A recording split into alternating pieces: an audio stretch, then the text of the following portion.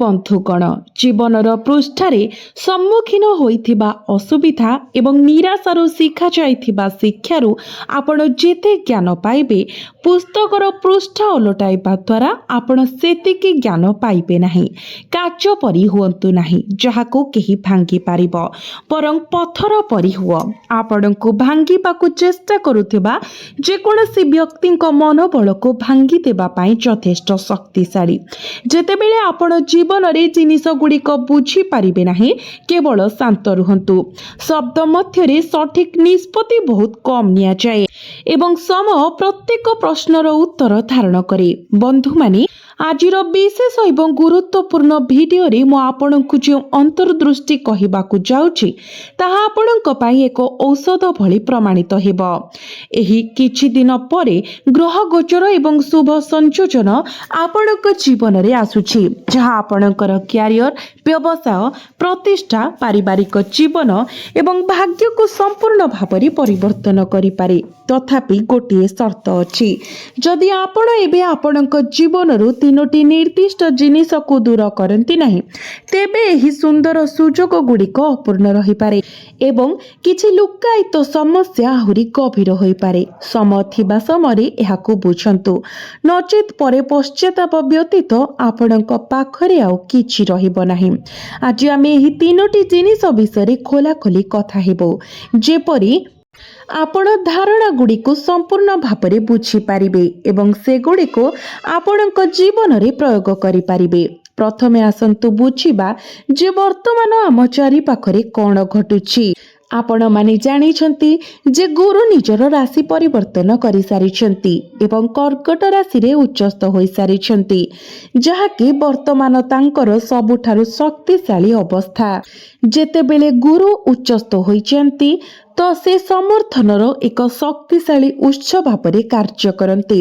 वर्ष वर्ष धरी अटकी रहिथिबा कार्य गुड़िक आपणकर आगको बढ़िबो।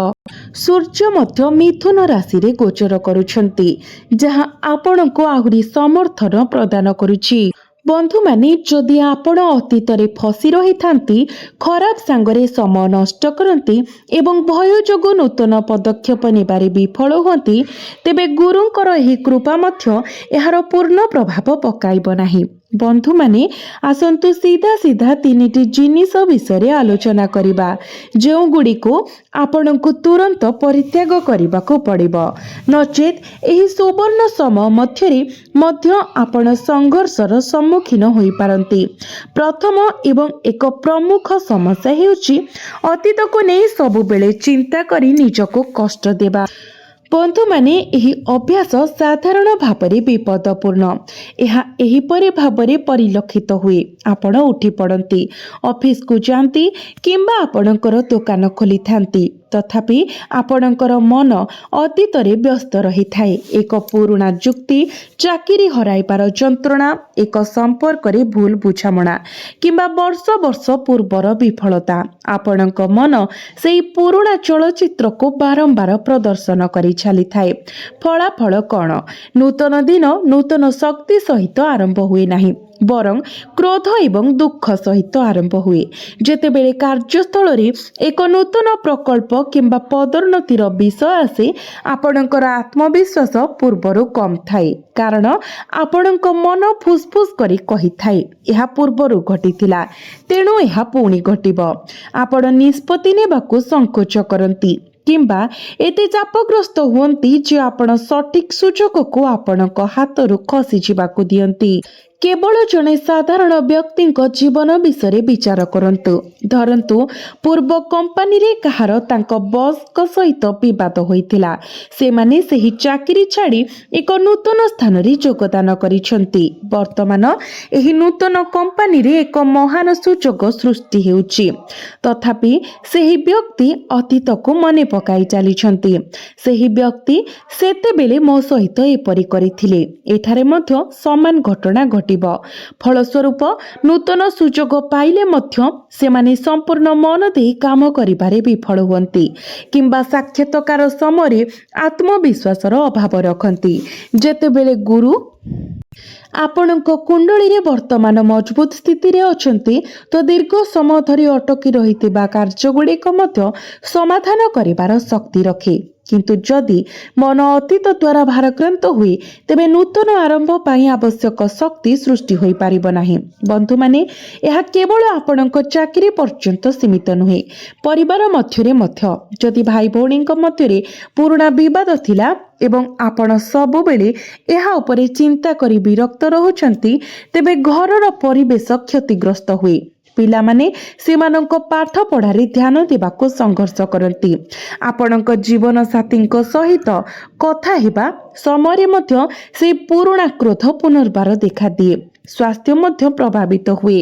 ଗ୍ୟାସ୍, ଏସିଡିଟି, ମୁଣ୍ଡବିନ୍ଧା ଏବଂ ଅନିଦ୍ରା ଭଳି ସମସ୍ୟାଗୁଡ଼ିକ ଅତୀତର ବୋଝ ଦ୍ୱାରା ବଢ଼ିଯାଏ। ତାପରେ ଖରାପ ସାଥୀର ସମସ୍ୟା ମଧ୍ୟ ଅଛି। ବନ୍ଧୁମାନେ, ଯେତେବେଳେ ଗୁରୁ ଆପଣଙ୍କ କ୍ୟାରିୟର ଏବଂ ପ୍ରତିଷ୍ଠାକୁ ସୁଦୃଢ଼ କରୁଛନ୍ତି ଏବଂ ସୂର୍ଯ୍ୟ ଆପଣଙ୍କ ଭାଗ୍ୟକୁ ବୃଦ୍ଧି କରୁଛନ୍ତି, ନକାରାତ୍ମକ ଚିନ୍ତା କରୁଥିବା, ଈର୍ଷା ପୋଷଣ କରୁଥିବା କିମ୍ବା ଆପଣଙ୍କୁ ଭୁଲ ମାର୍ଗରେ ନେଇଯାଉଥିବା ଲୋକଙ୍କ ସହିତ ସମୟ ବିତାଇବା ଦ୍ୱାରା ଆପଣଙ୍କ ନିଜ ମାନସିକତା ଧୀରେ ଧୀରେ ସେହି ଦିଗରେ ପରିବର୍ତ୍ତନ ହୁଏ। ଏକ ସାଧାରଣ ଦୈନିକ ମଜୁରୀ ରୋଜଗାର କରୁଥିବା ବ୍ୟକ୍ତି ମଧ୍ୟ ଯଦି ଖରାପ ସାଙ୍ଗରେ ପଡ଼ନ୍ତି ତେବେ କ୍ଷତି ସହିପାରନ୍ତି। ସେହିପରି ଆପଣଙ୍କ ପାଇଁ ଏହା ନେଟୱାର୍କିଂ ଏବଂ ସଠିକ୍ ନୂତନ ସଂଯୋଗ ସ୍ଥାପନ କରିବାର ସମୟ। ଯଦି ଭୁଲ ଲୋକମାନେ ଆପଣଙ୍କ ନିକଟତର ହୁଅନ୍ତି ତେବେ ଆପଣ ବ୍ୟବସାୟରେ ବିଶ୍ୱାସଘାତକର ସମ୍ମୁଖୀନ ହୋଇପାରନ୍ତି, ଅଫିସରେ ଖରାପ ପରାମର୍ଶ ପାଇପାରନ୍ତି କିମ୍ବା ପରିବାର ମଧ୍ୟରେ ହଠାତ୍ ଦ୍ୱନ୍ଦ୍ୱ ବୃଦ୍ଧି ପାଇବା ଭଳି ଆପଣ ଅନୁଭବ କରିପାରନ୍ତି। କଳ୍ପନା କରନ୍ତୁ ଯେ ଜଣେ ବନ୍ଧୁ କିମ୍ବା ସମ୍ପର୍କୀୟ ଆପଣଙ୍କୁ ଲଗାତାର କହୁଛନ୍ତି ଯେ ଜ୍ୟୋତିଷୀ ହେଉଛି ଅର୍ଥହୀନ, ଏଥିରୁ କିଛି ହୁଏ ନାହିଁ ଏବଂ ଆପଣ କେବଳ କଠିନ ପରିଶ୍ରମ କରନ୍ତୁ ଏବଂ ଚୁପ୍ ରୁହନ୍ତୁ। ଯେତେବେଳେ ଆପଣ ଏହା ଶୁଣୁଛନ୍ତି, ଧୀରେ ଧୀରେ ଯେତେବେଳେ ଆପଣ ସାହସ ହରାଇବାକୁ ଆରମ୍ଭ କରନ୍ତି କିମ୍ବା ଏକ ନୂତନ ବ୍ୟବସାୟିକ ଧାରଣା ନେଇ ଆସେ, ସେମାନେ ହୁଏତ ଆପଣଙ୍କୁ ଏହା ପଛରେ ନ ପଡ଼ିବାକୁ କହିପାରନ୍ତି, ଚେତାବନୀ ଦେଇପାରନ୍ତି ଯେ ଆପଣ ବିଫଳ ହେବେ। ଫଳସ୍ୱରୂପ ଆପଣ ସୁଯୋଗକୁ ହାତଛଡ଼ା କରିଦିଅନ୍ତି। ଖରାପ ସାଙ୍ଗର ସବୁଠାରୁ ବଡ଼ ଅସୁବିଧା ହେଉଛି ଯେ ଯେତେବେଳେ ଜଣେ ଭଲ ବ୍ୟକ୍ତି କିମ୍ବା ସୁଯୋଗ ଆପଣଙ୍କ ପାଖକୁ ଆସେ, ଗୁରୁଙ୍କ କୃପା ଯୋଗୁଁ ଆପଣ ଏହାକୁ ଚିହ୍ନି ପାରନ୍ତି ନାହିଁ, କାରଣ ଆପଣଙ୍କ ମନ ପୂର୍ବରୁ ନକାରାତ୍ମକ ଚିନ୍ତାଧାରା ଦ୍ୱାରା ଘୋଡ଼ାଇ ହୋଇଯାଇଥାଏ। ଯଦି ଜଣେ ସହକର୍ମୀ ଆପଣଙ୍କ ପ୍ରତି ଈର୍ଷା କରନ୍ତି ଏବଂ ଆପଣ ତାଙ୍କ ସହିତ ଅତ୍ୟଧିକ ସମୟ ବିତାଇଥାନ୍ତି, ତେବେ ସେମାନେ ଆପଣଙ୍କୁ ଖରାପ ପରାମର୍ଶ ଦେଇପାରନ୍ତି କିମ୍ବା ଆପଣଙ୍କ କଥା ଉପରିସ୍ଥ ଅଧିକାରୀଙ୍କୁ ଜଣାଇ ପାରନ୍ତି।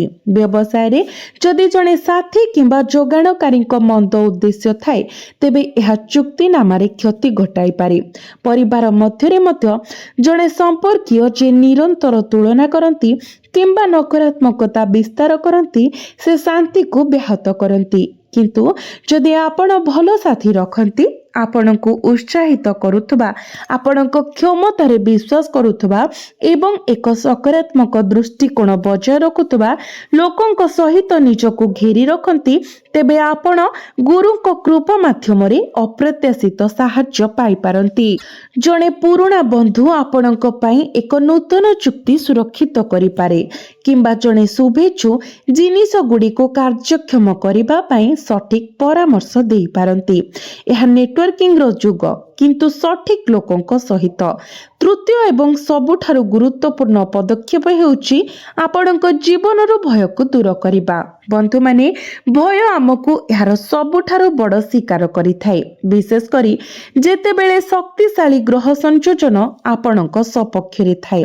ନୂତନ ପଦକ୍ଷେପ ନେବାର ଭୟ, ବିଫଳତାର ଭୟ, ପରିବର୍ତ୍ତନର ଭୟ କିମ୍ବା ଲୋକମାନେ କ'ଣ କହିବେ ତାର ଭୟ, ଏଗୁଡ଼ିକ ବର୍ତ୍ତମାନ ସବୁଠାରୁ କ୍ଷତିକାରକ କାରଣ।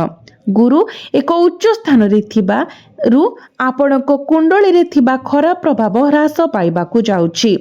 ସଫଳତା କେବଳ ସେହିମାନଙ୍କୁ ଆସିଥାଏ ଯେଉଁମାନେ ଆଗକୁ ବଢ଼ିବା ପାଇଁ ସାହସ ଆହରଣ କରନ୍ତି। ଯଦି ଭୟ ଆପଣଙ୍କୁ ପଦୋନ୍ନତି ମାଗିବା, ନୂତନ ବ୍ୟବସାୟ ଆରମ୍ଭ କରିବା କିମ୍ବା ସମ୍ପର୍କରେ ସ୍ପଷ୍ଟତା ଖୋଜିବାରୁ ବାଧା ଦିଏ, ତେବେ ସୁଯୋଗ ଅନ୍ୟ କାହାକୁ ଚାଲିଯିବ। केवल भाबंतु केते लोक वर्ष वर्ष धरी चिंता करती जे मु एहाकु चेष्टा करिबा उचित किंतु भय जोगु केबे भी प्रकृत रे आरंभ करती नाही।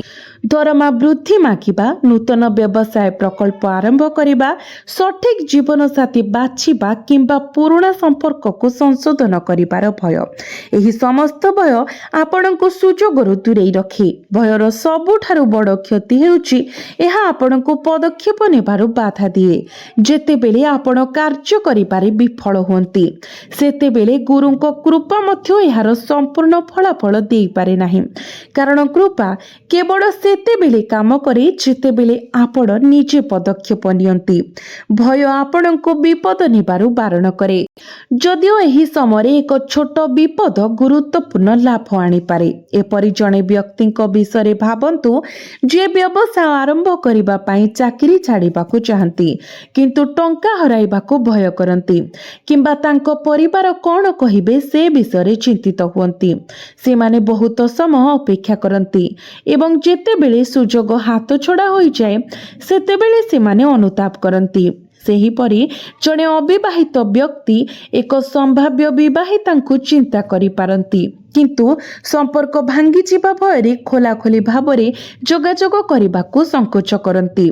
फलस्वरूप एक भल विवाहिता होई जाए, तथापि जदि आपण भय को परित्याग करंती तेबे आपण जून शेष एवं जुलाई मास सारा चमत्कार फलाफल देखि पारिबे।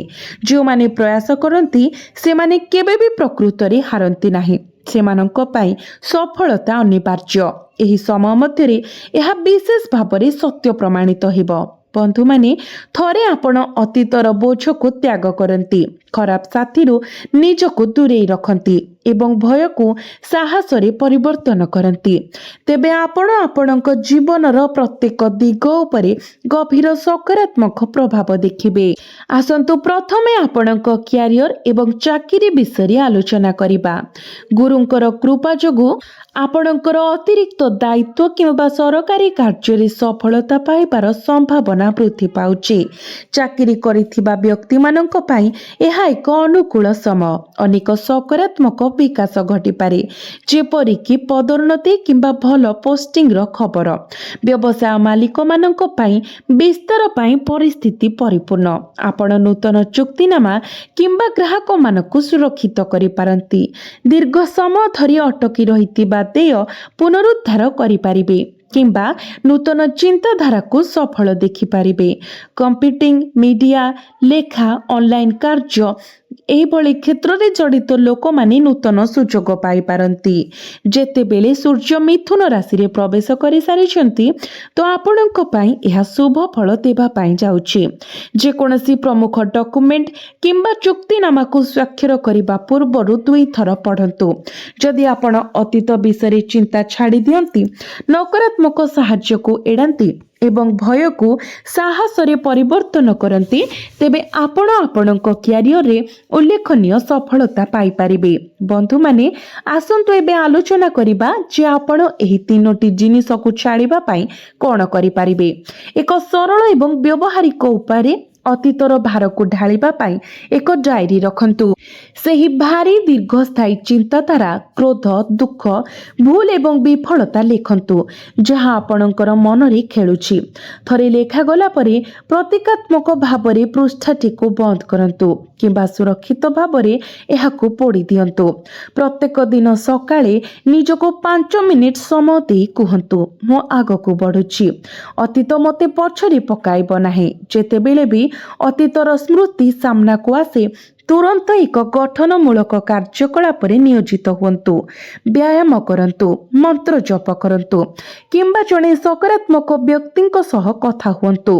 खराब साथीरु बंचिबा पई आपणक चारि पाखरे थिबा लोकंकर एक तालिका प्रस्तुत करंतु। किए आपणक सकारात्मक अनुभव कराई एवं किए आपणक नकारात्मक अनुभव कराई ताहा चिन्हट करंतु।